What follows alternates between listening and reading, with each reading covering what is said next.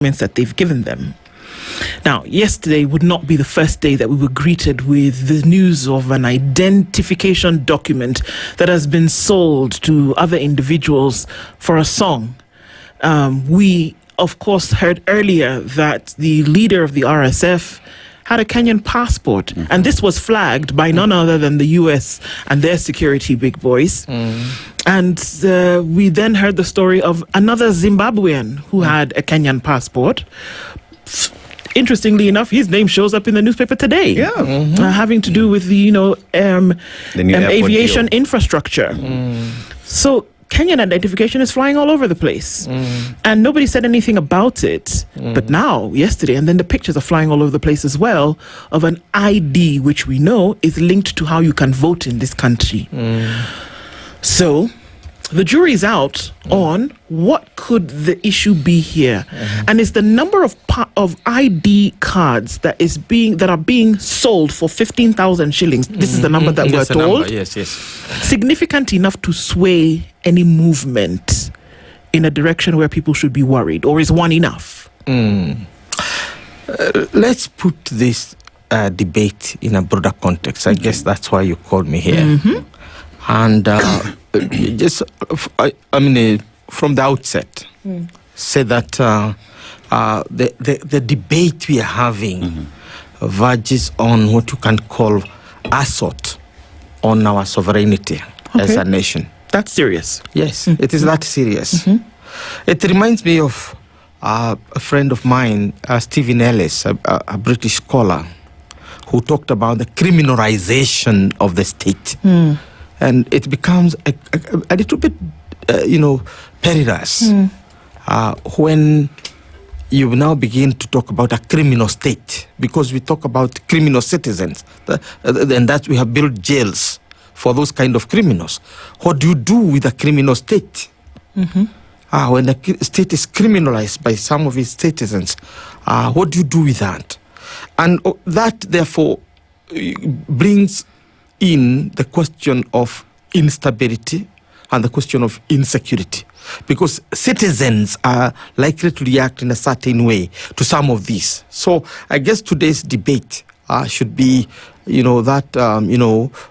proverbial writings on the wall, that this should stop, because it is not only criminal, it is also an assault on our sovereignty. It is something you go to war for, because it's our sovereignty. It is. Yeah, it is. And as Kenyan leaders, I think we need to be cognizant of the fact that we sit on a very special thing. I was having this conversation with the newly appointed diplomats, and I was telling them about the uniqueness of Kenya as a country. And therefore, when we start behaving like 2027 is the first and the last election, and then violate every rule in the game, violate everything that makes us, then you begin to see how dangerous it can be. I told the class that we are the only country on the African continent which is on the vortex of all linguistic groups. The Nilotic speaking people are here. The Maasai, the Karenjin, the Ruo, the Turkana, they're all here. We have the Cushitic speaking people, the Borana in their diversity, and the Somalis. They're here with us. We have Bantu speaking people, right? You mentioned them, Gema people, the Ruya people, the Mijikenda people, the Taita and the Tavetas. We are all here. And there's no other country where you find that kind of a mix. You don't.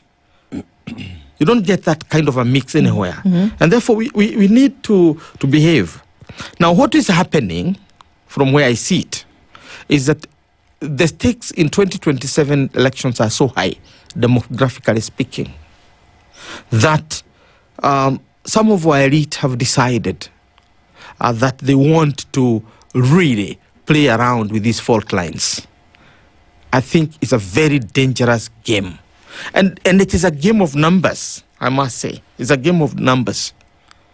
And as a country now, we are witnessing a situation where we have entered and are playing a very dangerous game of numbers. Obviously, the problem starts with President William Ruto. He is not able to win the hearts and minds of those who elected him in 2022. The people who put him in power, in their diversity, he is not able to win their hearts and minds. And therefore, we cannot go back to the Hasra narrative or any other narrative that targets the hearts and minds of the voter or voting Kenyan. Instead, we go for this now game of numbers to counter those that elected you